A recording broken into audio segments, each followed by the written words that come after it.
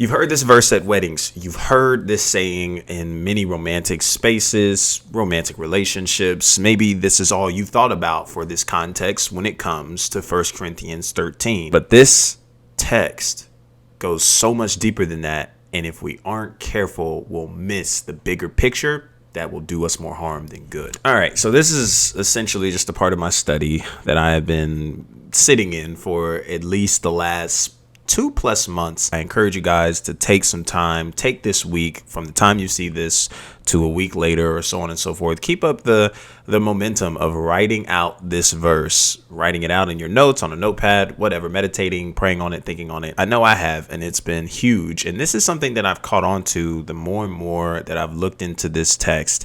And then the more and more I look at what people ascribe to this text. So it says this: if I speak in the tongues of men or of angels, but do not have love, I am only a resounding gong or a clanging cymbal. If I have the gift of prophecy and can fathom all mysteries and all knowledge, and if I have a faith that can move mountains, but do not have love, I am nothing. If I give all I possess to the poor and give over my body to hardship that I may boast, but do not have love, I gain nothing. Love is patient, love is kind. It does not envy, it does not boast, it is not proud. It does not dishonor others. It is not self-seeking. It is not easily angered. It keeps no record of wrongs. Love does not delight in evil, but rejoices with the truth. It always protects, always trusts, always hopes, always perseveres. Love never fails. And that's where we'll end it. And again, the message of this entire text, Paul writing to Corinth, not only prescribing and describing what love is, but also at the same time telling us what love isn't. And this all has to do with a lot of one's character, one's integrity, how one is choosing to live, and more importantly, being rooted in Christ. Because all of these measurements of love surpass the natural human capacity. And this is a love that only can be walked in when rooted in Christ. So cool, we get that, right? And this is a text that's often recited in marriages, often recited in marriage ceremonies, often recited or even kept in the back of one's mind when pursuing a relationship romantically. There's a video that I've seen recently where someone said they're becoming a Proverbs 31 woman, seeking their Ephesians 5 man to create a 1 Corinthians 13 type of love. And if you're unfamiliar with the other passages, I'll briefly read them to you. Ephesians 5, husbands, love your wives just as Christ loved the church and gave himself up for her to make her holy, cleansing her by the washing with water through the word, and to present her to himself as a radiant church without stain or wrinkle or any other blemish, but holy and blameless. In this same way, husbands ought to love their wives as their own bodies. He who loves his wife loves himself. After all, no one ever hated their own body, but they feed and care for their body, just as Christ does the church. For we are members of his body. For this reason, a man will leave his father and mother and be united to his wife, and the two will become one flesh. This is a profound mystery, but I am talking about Christ and the church. However, each one of you must also must love his wife as he loves himself, and the wife must respect her husband. So many beautiful gems that he drops in that. But then again, a description for a man that women in the Christian faith are more than likely looking for, that's described here. For the husband to love their wives as Christ loved the church. And if you read through the Old Testament, you read through the scriptures, you'll see just how unconditional God's love is, not just for Israel in the Old Testament, but for the New Testament church. The faithfulness, even when they're unfaithful, even when we're unfaithful, even in moments where we are not always being obedient, we're not always being loving, we're not always walking in what God is instructing us to. God's faithfulness remains, God's love remains, and nothing can separate us from his love. So there's different measurements, but all surrounding this space of unconditional love that only God can give. But us being connected to him, we now have a source we can depend on to be able to yearn and lean into, to pour into others around us. Specifically in this context, husbands loving their wives as Christ loved the church, to the extent of even giving up his life for the church, which is ultimately what men should be ready to do, getting into marriage, getting into a commitment of that sort with someone else. But we won't break that all down. Let's look also some brief descriptions in Proverbs 31, if you're unfamiliar with that. Wife of noble character, who can find? She is worth far more than rubies. Her husband has full confidence in her and lacks nothing of value. She brings him good, not harm.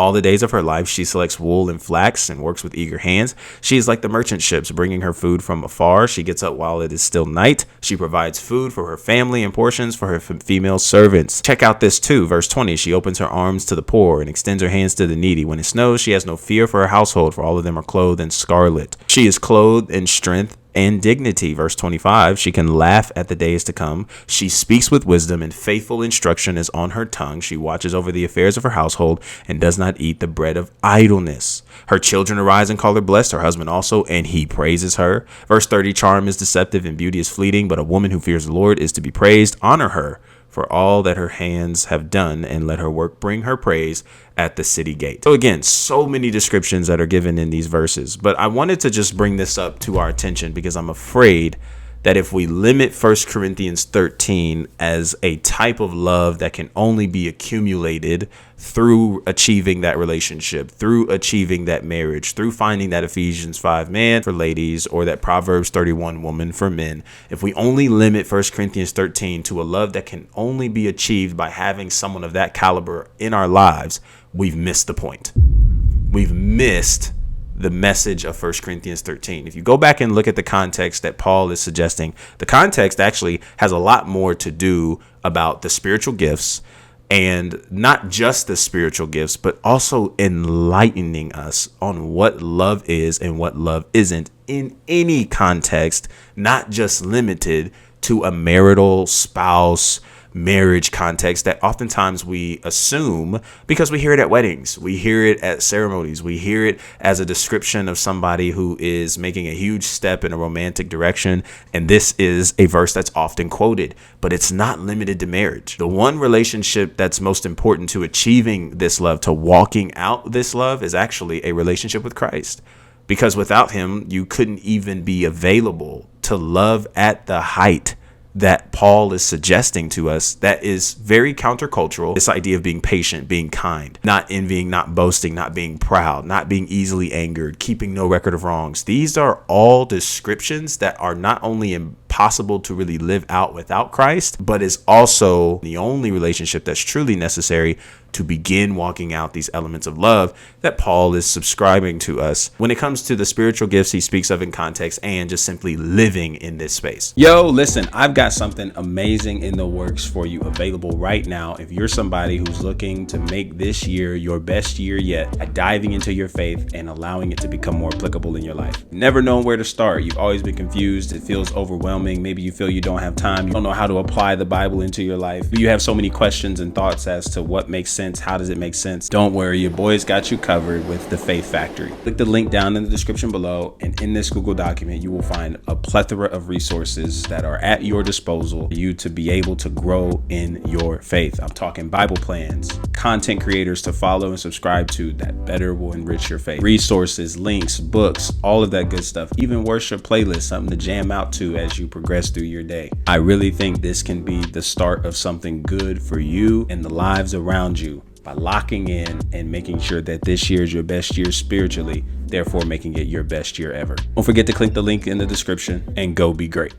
And even think about it like this. The love that we see the Ephesians 5 giving to his wife requires to move at the capacity of a 1 Corinthians 13 love. The way that the Proverbs 31 woman is moving and living her life in a godly manner towards her family, her husband, being in that capacity requires a 1 Corinthians 13 level of love, in the sense of a willingness to move and live in that space. So without that, without this 1 Corinthians 13 love for the individuals before they come together, it makes the marriage, it makes the relationship, it makes what's looking to be strived for in the future harder to achieve, because all that's going to do is reveal where one is weak at. So all I'm telling you is that in order to be available to become that Proverbs 31 woman, as we will assume in the text, to become that Ephesians 5 man, as we would assume for the text, we don't just wait for them to come in our lives to then start living a 1 Corinthians 13 love. We are already living out that space of love in 1 Corinthians 13, which makes us attracted and available to women of the characteristics and caliber that we see in the text, and vice versa for ladies to men, becoming available and placed on their radar. because individuals who are rooted in Christ and who are pursuing God with their lives look for those characteristics. And that is what gives us room to say, I would marry them. I would pursue them. So my encouragement to you is to not wait until that relationship. Don't wait until that marriage. Don't wait until you find that Proverbs 31 woman, fellas, or that Ephesians 5 man, ladies, to start activating the desire to want to walk in this love. This is a love that we want to live in regardless of who's with us and who's not with us. This same love is a love you also want to give to people you don't understand, to people you don't agree with, to people that actually might consider you an enemy. This is simply a love to live in and not something we want to push off until a later date. Proverbs 31 woman doesn't become the Proverbs 31 woman once she marries and has children. Just like the Ephesians 5 man doesn't just all of a sudden become an Ephesians 5 man or of the characteristics and descriptions of such once he's married. The characteristics of the Proverbs 31 woman and the Ephesians 5 man are characteristics that are being built up in them. And it's not just a flip of a switch when they enter into a different space romantically, because a lot of those characteristics are already being seen prior to meeting at the altar. So if I'm being honest, there are some of us that are just waiting for this right moment or this rite of passage or relationship to come about for us to start moving in a direction that Scripture actually prescribes to us that we should already be willing to move in those directions without those people or without that relationship or before that relationship. So that way we can become available for that because we are becoming what Christ is calling us to be, who Christ is calling us to be in the manner of this love that we're choosing to walk in. So don't miss that. That's all I'm just trying to tell you. Don't miss that, because by missing it and only limiting 1 Corinthians 13 to a love that's only limited or the only culmination of a Proverbs 31 woman and Ephesians 5 man, and I can't really access this love until I'm in a marriage. No. You can start living in that and pursuing that now. You can start walking in that now by being closer in Christ, remaining in Christ, doing your Bible studies, being in prayer, spending time, intimacy with Jesus, and building that relationship, walking out this life that he is suggesting to us in a daily fashion. Start loving your family in this manner with patience and kindness. Start loving your friends and coworkers with this level of love that is not easily angered, is not self-seeking, is not proud and not boastful. Start showing love to people who disagree with you instead of matching their energy of hate and vitriol that they may throw at you. Respond with love, respond with patience, respond with willingness to get an understanding. Start doing that with the people that you're already around instead of waiting till you get that right relationship, that right marriage, that right family picture to then start trying to activate it, because these characteristics take work. These characteristics take a willingness to begin doing the hard work now so that later on it can be easier. So why not start implementing those characteristics? Why not start putting in that work now? Why not start building those now that we see in a Proverbs 31 woman or in an Ephesians 5 man that made them available for the marriages that they are described to carry, so that when you get into the relationship, when you get into the marriage, it makes more sense. It flows more. It's more optimal. What better way to start living and in this capacity of a 1 Corinthians 13 love than where you are right now, instead of waiting, because it's not just going to change. Hard work is involved and you got to be willing to put in the work. So I appreciate y'all for checking this out. That's all I got. That's all I got on my heart. Be sure to subscribe if you want more messages and thoughts like this. Comment below. Share this with somebody you know. And as always, until our next conversation, be easy and be breezy, my friend. Peace.